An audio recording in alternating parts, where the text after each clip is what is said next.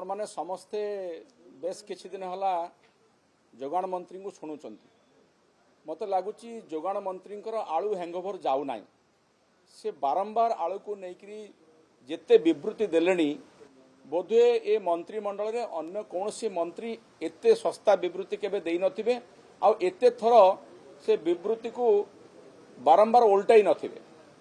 तेणु आज जे से कथा कहिसंती जे मनुष्यकृत अभाव आलू को लेकिन तैयारी करागला राजनीति करबा पई ताहा अत्यंत निंदनीय एवं तांकर अपरागता को घोड़ेबा पई से ए प्रकार विभ्रांतिकर बयान देइछन। आलू आसीबा आरंभ होईची कारण पश्चिम बंग रे आलू व्यवसायी माने धर्मघट करथिले तांका सरकार सहित आलोचना परे से माने राजी हेले ओडिशा को आलू छाड़िबा पई बा अन्य राज्य को जहा फल रे जो आलूर संकट सृष्टि होइतला ताहा धीरे धीरे दूर होउची।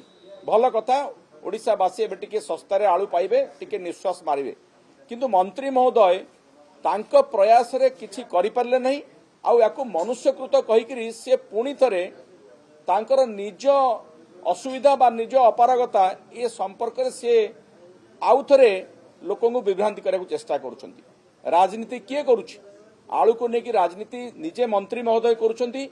से जो बड़ बड़ कथा कहिथिले 300 ट्रक उत्तर प्रदेश रो आलू आसीबो ट्रेन रे आलू आसीबो ए कथा तो बारंबार भूल प्रमाणित होइछि। उत्तर प्रदेश रो आलू आनिबा संपर्क रे सरकारी स्तर रे कौन से आलोचना ही नहीं। से कहतु जे मु आलोचना करथिली जदि से आलोचना करछंती तो 300 ट्रक आसीबा कथा।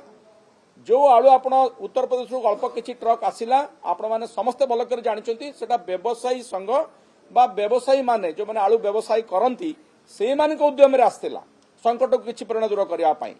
तेणु मंत्रींकर बयान विभ्रांतिकर मंत्री महोदय पुणी थरे ए प्रकार विभ्रांतिकर बयान न देई आलू संकट भविष्य में केमती सृष्टि न हो से ऊपर ध्यान दिंतु नले से जेभली भाव में बदनाम हेलेनी तांकर मंत्री पद प्रति संकट सृष्टि हेलानी।